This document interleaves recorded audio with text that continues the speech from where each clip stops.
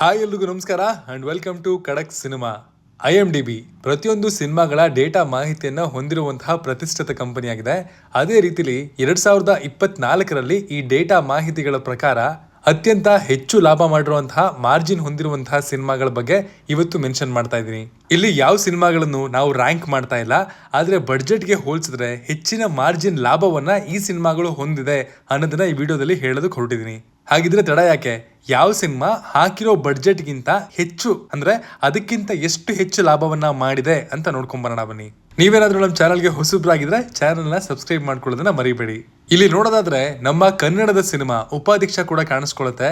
ಅಧ್ಯಕ್ಷ ಸಿನಿಮಾ ನಿಮ್ಮೆಲ್ಲರಿಗೂ ಗೊತ್ತಿರೋ ಹಾಗೆ ಶರಣ್ ಅವ್ರಿಗೆ ಒಳ್ಳೆ ಹೀರೋ ಸ್ಟೇಟಸ್ ಅನ್ನ ತಂದ್ಕೊಟ್ಟಂತಹ ಸಿನಿಮಾ. ಅದೇ ರೀತಿಲಿ ಉಪಾಧ್ಯಕ್ಷ ಸಿನಿಮಾ ಕೂಡ ಚಿಕ್ಕಣ್ಣ ಅವ್ರಿಗೆ ದೊಡ್ಡ ಮಟ್ಟದ ಯಶಸ್ಸನ್ನ ಕೊಡ್ತು ಅಂತ ಹೇಳ್ಬೋದು. ಪಕ್ಕಾ ಎಂಟರ್ಟೈನರ್ ಆಗಿದ್ದ ಉಪಾಧ್ಯಕ್ಷ ಸಿನಿಮಾ 4 ಕೋಟಿ ಬಡ್ಜೆಟ್ ನಲ್ಲಿ ನಿರ್ಮಾಣ ಆಗಿದ್ದು ಕಲೆಕ್ಷನ್ ಮಾಡಿದ್ದು 10.1 ಕೋಟಿ. ಈ ಲಿಸ್ಟ್ ಅಲ್ಲಿ ಈ ಸಿನಿಮಾ ಸೇರ್ಕೊಳ್ಳೋದಕ್ಕೆ ಸಾಕಷ್ಟು ಕಾರಣಗಳಿದೆ. ಯಾವುದೋ ಸ್ಟಾರ್ ಹೀರೋ ಆಗಿದ್ರೆ ಈ ಸಿನಿಮಾನ ಇಲ್ಲಿ ಸೇರಿಸಬೇಕು ಅಂತ ಇರ್ಲಿಲ್ಲ. ಆದ್ರೆ ಚಿಕ್ಕಣ್ಣ ಅವರು ಒಬ್ಬ ಕಾಮಿಡಿ ನಟನಾಗಿ ಸಿನಿಮಾದಲ್ಲಿ 4 ಕೋಟಿ ಬಡ್ಜೆಟ್ ನಲ್ಲಿ ನಾಯಕನಾಗಿ ಕಾಣಿಸ್ಕೊಳ್ತಾರೆ. ಅದು ಒಂದು ದೊಡ್ಡ ವಿಷಯನೇ. ಅದಕ್ಕಾಗಿ ನಿರ್ಮಾಪಕ ಉಮಾಪತಿ ಅವರನ್ನ ನಾವು ಮೆಚ್ಚಲೇಬೇಕು. ಅದಾದ್ಮೇಲೆ ಸಿನಿಮಾ ಭರ್ಜರಿ 10.1 ಕೋಟಿ ಕಲೆಕ್ಷನ್ ಮಾಡಿದೆ ಅಂತ ಅಂದ್ರೆ ಅದು ಕನ್ನಡ ಚಿತ್ರರಂಗದ ಮಟ್ಟಿಗೆ ಅಷ್ಟೊಂದು ಸುಲಭದ ಮಾತಲ್ಲವೇ ಅಲ್ಲ. ಹೀಗಾಗಿ ಈ ಸಿನಿಮಾ ಈ ಸಾಲಿನಲ್ಲಿ ಡಿಸರ್ವ್ಡ್ ಆಗಿದೆ. ಸನ್ನೆಕ್ಸ್ಟ್ ಅಲ್ಲಿ ಉಪಾಧ್ಯಕ್ಷರನ್ನ ನೀವು ಕಾಣಬಹುದಾಗಿದೆ. ಇನ್ನು 8.2 IMDb ರೇಟಿಂಗ್ ಹೊಂದಿರುವಂತಹ ಸಿನಿಮಾ ಸೈಲೆಂಟ್ ಆಗಿ ತಮಿಳು ಚಿತ್ರರಂಗದಲ್ಲಿ ದೊಡ್ಡ ಮಟ್ಟದಲ್ಲಿ ವರ್ಷದ ಕೊನೆಯಲ್ಲಿ ಸದ್ದು ಮಾಡ್ತು. ನಾವು ಮಾತಾಡ್ತಾ ಇರೋದು ರಬ್ಬರ್ ಪಂಡು ಸಿನಿಮಾದ ಬಗ್ಗೆ. ಗಲ್ಲಿ ಕ್ರಿಕೆಟ್ ಕಥೆಯನ್ನ ಎಷ್ಟು ಚೆನ್ನಾಗಿ ರಸವತ್ತಾಗಿ ಹೆಣೆದಿದ್ದಾರೆ ಅನ್ನೋದನ್ನ ಈ ಸಿನಿಮಾ ನೋಡಿದ್ಮೇಲೆ ನೀವು ಕೂಡ ಹೇಳ್ತೀರಾ. ಹಾಟ್ ಸ್ಟಾರ್ ಅಲ್ಲಿ ಈಗಲೂ ಕೂಡ ನೀವು ಈ ಸಿನಿಮಾ ನೋಡಬಹುದಾಗಿದೆ. ಅಂಡ್ ಕನ್ನಡದ ಡಬ್ಬಿಂಗ್ ಕ್ವಾಲಿಟಿ ಕೂಡ ತುಂಬಾನೇ ಚೆನ್ನಾಗಿದೆ. 8 ಕೋಟಿಲಿ ನಿರ್ಮಾಣ ಆದಂತಹ ಈ ಸಿನಿಮಾ ಭರ್ಜರಿ 46.7 ಕೋಟಿ ಕಲೆಕ್ಷನ್ ಮಾಡ್ತು. ಹತ್ತತ್ರ 6 ಪಟ್ಟು ಹೆಚ್ಚಿನ ಕಲೆಕ್ಷನ್ ಅನ್ನ ಈ ಸಿನಿಮಾ ಮಾಡಿದೆ. ಸಾಮಾನ್ಯವಾಗಿ ಭಾರತದ ಪಂಚಭಾಷೆಗಳನ್ನ ಹೊರತುಪಡಿಸಿ ಈ ರೀತಿಯ ಲಿಸ್ಟ್ ಗಳಲ್ಲಿ ಬೇರೆ ಭಾಷೆ ಸಿನಿಮಾಗಳು ಸೇರ್ಕೊಡಲ್ಲ. ಆದ್ರೆ ತಮ್ಮ ಸಿಂಗಿಂಗ್ ಮೂಲಕ ಗ್ಲೋಬಲ್ ಸ್ಟಾರ್ ಆಗಿರುವಂತಹ ದಿಲ್ಜಿತ್ ಸಿಂಗ್ ದೊಸಾಂಜ್ ನಟನೆಯ ಜಾಟ್ ಅಂಡ್ ಜೂಲಿಯೆಟ್ 3 ಎನ್ನುವಂತಹ ಪಂಜಾಬಿ ಸಿನಿಮಾ ಕೂಡ ಈ ಸಾಲಲ್ಲಿ ತನ್ನ ಸ್ಥಾನವನ್ನ ಪಡ್ಕೊಂಡಿದೆ. ಸಾಮಾನ್ಯವಾಗಿ ಪಂಜಾಬಿ ಸಿನಿಮಾಗಳು ಕಂಟೆಂಟ್ ಗಿಂತ ಹೆಚ್ಚಾಗಿ ಎಂಟರ್ಟೈನ್ಮೆಂಟ್ ಅನ್ನ ತನ್ನ ಪ್ರೇಕ್ಷಕರಿಗೆ ತೋರಿಸುವಂತಹ ಸಿನಿಮಾಗಳಾಗಿರ್ತವೆ. ಪಂಜಾಬ್ ನಿಂದ ಕೆನಡಾಗೆ ಮಿಷನ್ಗಾಗಿ ಹೋಗುವಂತಹ ಪೊಲೀಸರು ಏನೆಲ್ಲ ಎದುರಿಸ್ತಾರೆ ಅನ್ನೋದೇ ಈ ಸಿನಿಮಾದ ಸಾರಾಂಶ. ಈ ಸಿನಿಮಾ ಅಮೆಜಾನ್ ಪ್ರೈಮ್ ನಲ್ಲಿ ನೋಡೋದಕ್ಕೆ ಸಿಗುತ್ತೆ. ಸಿನಿಮಾ ನಿರ್ಮಾಣ ಆಗಿದ್ದು 15 ಕೋಟಿ ಬಡ್ಜೆಟ್ ನಲ್ಲಿ, ಆದರೆ ಕಲೆಕ್ಷನ್ ಮಾಡಿದ್ದು 101.4 ಕೋಟಿ, ಸರಿಸುಮಾರು 7 ಪಟ್ಟಷ್ಟು ಆಸುಪಾಸಿನಲ್ಲಿ ಕಲೆಕ್ಷನ್ ಮಾಡಿದೆ. It's A great achievement for A Punjabi film. Horror ಸಿನಿಮಾಗಳು ಈ ಸಾಲ್ಗೆ ಸೇರೋದಿಲ್ಲ. ಅದರಲ್ಲೂ ಹೊಸಬರ ಹಾರರ್ ಸಿನಿಮಾಗಳು ಇಲ್ಲಿಗೆ ಸೇರೋದು ಕನಸಿನ ಮಾತೆ. ಆದ್ರೆ ಅದನ್ನೆಲ್ಲ ಗಾಳಿಗೆ ತೂರಿ ಒಳ್ಳೆ ಪ್ರಾಫಿಟ್ ಪಡ್ಕೊಂಡಿರುವಂತಹ ಸಿನಿಮಾಗಳಲ್ಲಿ ಬಾಲಿವುಡ್ ನ ಮುಂಜಾ ಕೂಡ ಕಾಣಿಸ್ಕೊಳ್ಳುತ್ತೆ. ನಾಯಕ ಹಾಗೂ ನಾಯಕಿ ಆಗಿರುವಂತಹ ಅಭಯ್ ವರ್ಮಾ ಹಾಗೂ ಶಾರ್ವರಿ ಸಿನಿಮಾದ ಆಕರ್ಷಣೀಯ ಕೇಂದ್ರ ಬಿಂದುಗಳಾಗಿದ್ದಾರೆ. ಒಬ್ಬ ಹುಡುಗ ತನ್ನ ಊರಿಗೆ ಹೋದಾಗ ಅಲ್ಲಿ ಇರುವಂತಹ ಮುಂಜಾ ಅನ್ನುವಂತಹ ಬ್ರಹ್ಮ ರಾಕ್ಷಸನಿಂದ ಯಾವ ರೀತಿ ತನ್ನ ಪ್ರೇಯಸಿಯನ್ನ ಹಾಗೂ ತನ್ನನ್ನ ರಕ್ಷಿಸಿಕೊಳ್ತಾನೆ ಅನ್ನೋದೇ ಸಿನಿಮಾದ story. Disney plus hot star ಅಲ್ಲಿ ನೀವು ಈ ಸಿನಿಮಾನ ಹಿಂದಿ, ತಮಿಳು, ತೆಲುಗು ಭಾಷೆಗಳಲ್ಲಿ ನೋಡಬಹುದಾಗಿದೆ. ಇನ್ನು ಸಿನಿಮಾ 30 ಕೋಟಿ ಬಡ್ಜೆಟ್ ಅಲ್ಲಿ ನಿರ್ಮಾಣ ಆಗಿತ್ತು. ಹೊಸಬ್ರಿಗೆ ಹೋಲಿಸಿದ್ರೆ ಇದು ಸ್ವಲ್ಪ ಜಾಸ್ತಿ ಬಡ್ಜೆಟ್. ಆದ್ರೆ ಬಾಲಿವುಡ್ ನವರು VFX ಹಾಗೂ ಗ್ರಾಫಿಕ್ಸ್ ವರ್ಕ್ಸ್ ಗಳಲ್ಲಿ ಸ್ವಲ್ಪ ಜಾಸ್ತಿ ಖರ್ಚು ಮಾಡ್ತಾರೆ. ಆದ್ರೂ ಕೂಡ ಸಿನಿಮಾ ಭರ್ಜರಿ 128.2 ಕೋಟಿ ಕಲೆಕ್ಷನ್ ಮಾಡ್ತು. ಅಂದ್ರೆ ಬಡ್ಜೆಟ್ ಗಿಂತ 4 ಪಟ್ಟಿಗೂ ಹೆಚ್ಚಿನ ಕಲೆಕ್ಷನ್ ಅನ್ನ ಮುಂಜಾ ಸಿನಿಮಾ ಮಾಡಿದೆ. ಈ ವರ್ಷ ಮಲಯಾಳಂ ಸಿನಿಮಾಗಳು ಬಾಕ್ಸ್ ಆಫೀಸ್ ನಲ್ಲಿ ಪರಕಾಯ ಪ್ರವೇಶ ಜೋರಾಗಿ ಮಾಡಿದೆ. ಅದರಲ್ಲೂ ಸ್ಪೆಷಲ್ ಆಗಿ ಹೇಳೋದಾದ್ರೆ ಪ್ರೇಮಲು ಸಿನಿಮಾ ಫ್ರೆಂಡ್ಸ್ ಹಾಗೂ ಹುಚ್ಚಾಟದ ಪ್ರೀತಿಯ ಕಥೆನ ಪ್ರೇಕ್ಷಕರು ಭಾಷೆಯ ಎಳೆಯನ್ನ ಮೀರಿ ಇಷ್ಟಪಟ್ರು. ಈ ರೀತಿ ಯೂತ್ಫುಲ್ ಸಿನಿಮಾಗಳು ಬಂದಾಗ್ಲೇ ಬಾಕ್ಸ್ ಆಫೀಸ್ ನಲ್ಲಿ ಒಂದಲ್ಲ ಒಂದ್ ರೀತಿಯಲ್ಲಿ ಮಿರಾಕಲ್ ನಡೆಯುತ್ತೆ. 7.8 IMDb ರೇಟಿಂಗ್ ಹೊಂದಿರುವಂತಹ ಈ ಸಿನಿಮಾನ ನೀವು ಡಿಸ್ನಿ ಪ್ಲಸ್ ಹಾಟ್ ಸ್ಟಾರ್ ಅಲ್ಲಿ ನೋಡಬಹುದಾಗಿದೆ. ಕೇವಲ 10 ಕೋಟಿ ಬಡ್ಜೆಟ್ ಅಲ್ಲಿ ನಿರ್ಮಾಣ ಆದಂತಹ ಸಿನಿಮಾ ಭರ್ಜರಿ ಬಾಕ್ಸ್ ಆಫೀಸ್ ನ ಲೂಟಿ ಮಾಡ್ತು ಅಂತ ಹೇಳ್ಬೋದು. ಹೌದು, ಬಡ್ಜೆಟ್ ಗಿಂತ 13 ಪಟ್ಟು ಹೆಚ್ಚು ಅಂದ್ರೆ 136.2 ಕೋಟಿ ಕಲೆಕ್ಷನ್ ಅನ್ನ ಮಾಡ್ತು. ಅಂಡ್ ಸರ್ಪ್ರೈಸಿಂಗ್ಲಿ ಈ ಸಿನಿಮಾವನ್ನ ನಿರ್ಮಾಣ ಮಾಡಿದ್ದು ಫಹದ್ ಫಾಜಿಲ್ ಅಂಡ್ ಫ್ರೆಂಡ್ಸ್. ಇದೇ ಟೈಮಲ್ಲೇ ಎಲ್ಲಾ ಕಡೆ ಟ್ರೆಂಡ್ ಮಾಡಿದ ಮತ್ತೊಂದು ಸಿನಿಮಾ ಅಂದ್ರೆ ಅದು ಆವೇಶಂ. ಫಹದ್ ಫಾಜಿಲ್ ಇದ್ದಿದ್ರಿಂದ ಬಡ್ಜೆಟ್ ಸ್ವಲ್ಪ ಜಾಸ್ತಿನೇ ಇತ್ತು. ಹೌದು, ಈ ಸಿನಿಮಾ 30 ಕೋಟಿ ಬಡ್ಜೆಟ್ ಅಲ್ಲಿ ನಿರ್ಮಾಣ ಆಗಿತ್ತು. ಬೆಂಗಳೂರಿಗೆ ಓದೋದಕ್ಕೆ ಬರುವಂತಹ ಹುಡುಗರು ಯಾವ ರೀತಿಯಲ್ಲಿ ಸೀನಿಯರ್ ಗಳ ಜೊತೆಗೆ ದ್ವೇಷ ಕಟ್ಕೋತಾರೆ ಹಾಗೂ ರಂಗಣ್ಣ ಬಂದು ಯಾವ ರೀತಿಯಲ್ಲಿ ಹೆಲ್ಪ್ ಮಾಡ್ತಾನೆ, ಅದಾದ್ಮೇಲೆ ಕತೆ ಯಾವ ರೀತಿ ಟ್ವಿಸ್ಟ್ ಪಡ್ಕೊಡುತ್ತೆ ಅನ್ನೋಂತಹ ಎಂಟರ್ಟೈನಿಂಗ್ ಜರ್ನಿನೇ ಆವೇಶಂ. ಎಲ್ಲೂ ಕೂಡ ನಿಮ್ಗೆ ಸಿನಿಮಾ ಬೋರ್ ಹೊಡ್ಸಲ್ಲ.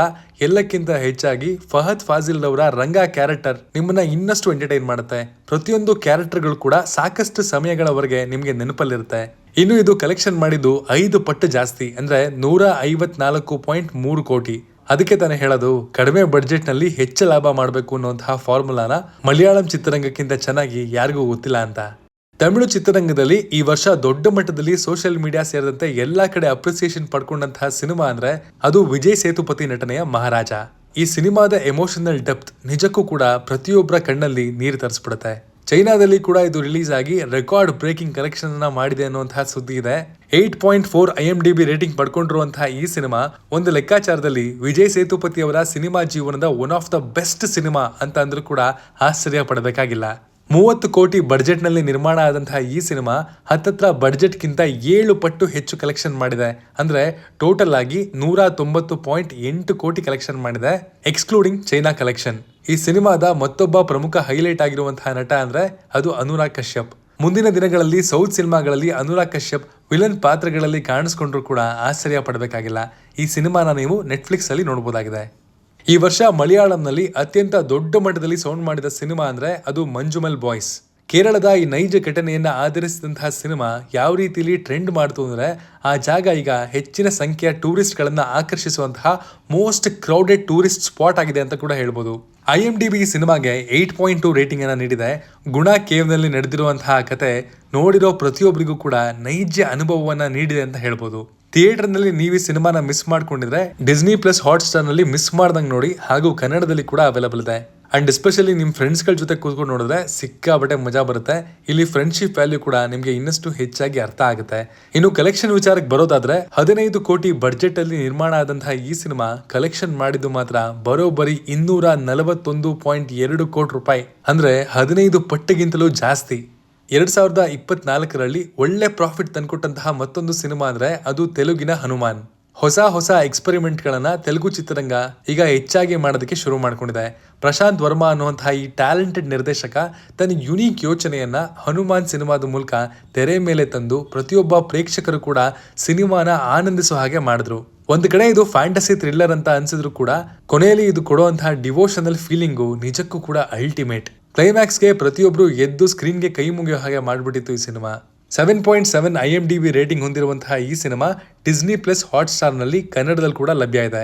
ಮಿಸ್ ಮಾಡ್ದಂಗೆ ಈ ಸಿನಿಮಾನ ಫ್ಯಾಮಿಲಿ ಜೊತೆ ಕುತ್ಕೊಂಡು ನೋಡಿ. ಈ ಸಿನಿಮಾ 40 ಕೋಟಿ ಬಡ್ಜೆಟ್ ಅಲ್ಲಿ ನಿರ್ಮಾಣ ಆಗಿತ್ತು ಅಂದ್ರೆ ಸುಮಾರು ಜನ ನಂಬೋದೇ ಇಲ್ಲ. ಈ ಸಿನಿಮಾದ VFX ಹಾಗೂ ಗ್ರಾಫಿಕ್ಸ್ ಗಳನ್ನ ನೋಡಿದ್ರೆ ಖಂಡಿತವಾಗ್ಲೂ ಜಾಸ್ತಿ ಖರ್ಚಾಗಿರುತ್ತೆ ಅಂತಾನೆ ತುಂಬಾ ಜನ ಹೇಳಿದ್ರು.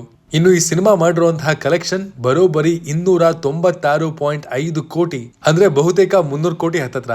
ಒಬ್ಬ ಹೊಸ ಹುಡುಗನ ಇಟ್ಕೊಂಡು ಹೊಸ ನಿರ್ದೇಶಕ ಇಷ್ಟೊಂದು ದೊಡ್ಡ ಸಕ್ಸಸ್ ಅನ್ನ ಕೊಡ್ತಾರೆ ಅಂದ್ರೆ ನಿಜಕ್ಕೂ ಕೂಡ ಮೆಚ್ಚಬೇಕಾಗಿರುವಂತಹ ವಿಚಾರನೇ.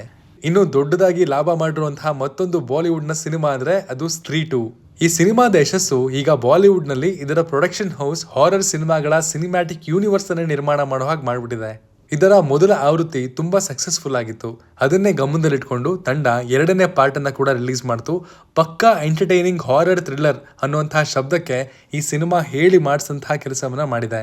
ಸಿನಿಮಾದ ಹೈಲೈಟ್ ಶ್ರದ್ಧಾ ಕಪೂರ್ ಹಾಗೂ ರಾಜ್ಕುಮಾರ್ ರಾವ್, ಅಕ್ಷಯ್ ಕುಮಾರ್ ಹಾಗೂ ವರುಣ್ ಧವನ್ ನಂತಹ ಗೆಸ್ಟ್ ಅಪಿಯರೆನ್ಸ್ ಕೂಡ ಸಿನಿಮಾಗೆ ಒಂದು ಹೈಪ್ ಅನ್ನ ತಂದ್ಕೊಡ್ತು. ಕೇವಲ ಹೆದರ್ಸೋ ಕೆಲಸ ಮಾತ್ರ ಅಲ್ಲ, ನಿಮ್ಮನ್ನ ನಗ್ಸೋ ಕೆಲಸ ಕೂಡ ಈ ಸಿನಿಮಾ ಮಾಡೋದ್ರಿಂದಾಗೇನೆ ಬಾಕ್ಸ್ ಆಫೀಸ್ ನಲ್ಲಿ 6 ರೇಂಜ್ಗೆ ಕಲೆಕ್ಷನ್ ಮಾಡ್ತು. 100 ಕೋಟಿ ಬಡ್ಜೆಟ್ ಅಲ್ಲಿ ನಿರ್ಮಾಣ ಆದಂತಹ ಈ ಸಿನಿಮಾ ಭರ್ಜರಿ 858.4 ಕೋಟಿ ಕಲೆಕ್ಷನ್ ಅನ್ನ ಮಾಡಿದೆ. ಇದರ ಮುಂದಿನ ಭಾಗ ಕೂಡ ಇನ್ನೇನು ಕೆಲವೇ ವರ್ಷಗಳಲ್ಲಿ ರಿಲೀಸ್ ಆಗೋದು ಕೂಡ ಫಿಕ್ಸ್ ಆಗಿದೆ. ಬಾಲಿವುಡ್ ಅಲ್ಲಿ ಇತ್ತೀಚೆಗೆ ಸುಮಾರಷ್ಟು ಸೆನ್ಸಿಬಲ್ ಸಿನಿಮಾಗಳು, ಸುಮಾರಷ್ಟು ಸೆನ್ಸಿಬಲ್ ಪ್ರೊಡಕ್ಷನ್ ಹೌಸ್ಗಳು ಕೂಡ ಬಂದಿವೆ ಅಂತ ಹೇಳಕ್ ಇಷ್ಟಪಡ್ತೀನಿ. 7 IMDb ರೇಟಿಂಗ್ ಹೊಂದಿರುವಂತಹ ಈ ಸಿನಿಮಾವನ್ನ ನೀವು ಅಮೆಜಾನ್ ಪ್ರೈಮ್ ನಲ್ಲಿ ನೋಡಬಹುದಾಗಿದೆ. ಇವುಗಳ ಸ್ನೇಹಿತರೆ, 2024ರಲ್ಲಿ IMDb ಡೇಟಾ ಪ್ರಕಾರ ಬಡ್ಜೆಟ್ಗೆ ಹೋಲಿಸಿದ್ರೆ ಹೆಚ್ಚಿನ ಮಾರ್ಜಿನ್ ನಲ್ಲಿ ಪ್ರಾಫಿಟ್ ತಂದ್ಕೊಟ್ಟಂತಹ ಸಿನಿಮಾಗಳು. ಇವುಗಳ ಜೊತೆಗೆ ಇನ್ನೂ ಸಾಕಷ್ಟು ಸಿನಿಮಾಗಳು ಕಾಣಿಸ್ಕೊಳ್ಳುತ್ತೆ. ಆದ್ರೆ ಕೆಲವೊಂದು ಸಿನಿಮಾಗಳು ಇನ್ನು ಥಿಯೇಟರ್ ನಲ್ಲಿ ರನ್ ಆಗ್ತಿರೋ ಕಾರಣದಿಂದಾಗಿ ಅವುಗಳನ್ನ ಇಲ್ಲಿ ಆಡ್ ಮಾಡಿಲ್ಲ. ಎಕ್ಸಾಂಪಲ್ ಪುಷ್ಪಾ 2 ಆಗಿರ್ಬೋದು, ಮ್ಯಾಕ್ಸ್ ಆಗಿರ್ಬೋದು, UI ಆಗಿರ್ಬೋದು. ಈ ಸಿನಿಮಾಗಳು ಥಿಯೇಟರ್ಗಳಲ್ಲಿ ಇನ್ನೂ ರನ್ ಆಗ್ತಿರೋ ಕಾರಣದಿಂದಾಗಿ ಅದರ ಮಾರ್ಜಿನ್ ಎಕ್ಸಾಕ್ಟ್ ಆಗಿ ಸಿಗೋದಿಲ್ಲ. ಹಾಗಾಗಿ ಥಿಯೇಟರ್ಗಳಲ್ಲಿ ರನ್ ಆಗ್ತಿರುವಂತಹ ಸಿನಿಮಾಗಳನ್ನ ಗಣನೀಯಕ್ಕೆ ತಗೊಂಡಿಲ್ಲ. ಇವುಗಳೆಲ್ಲ ಹೈ ಪ್ರಾಫಿಟ್ ಮಾಡ್ಕೊಂಡಂತಹ ಸಿನಿಮಾಗಳು. ಆದ್ರೆ ನಿಮ್ಮ ಮನಸ್ಸನ್ನ ಹೈ ಮಾರ್ಜಿನ್ ಅಲ್ಲಿ ಗೆದ್ದಂತಹ ಸಿನಿಮಾ ಯಾವುದು ಅನ್ನೋದನ್ನ ಕಮೆಂಟ್ ಮಾಡಿ ತಿಳಿಸಿ. ಮತ್ತೆ ಸಿಗ್ತೀನಿ ಮುಂದಿನ ಒಳ್ಳೆ ಕಂಟೆಂಟ್ ಜೊತೆಗೆ. Love you all. Signing off, Manu.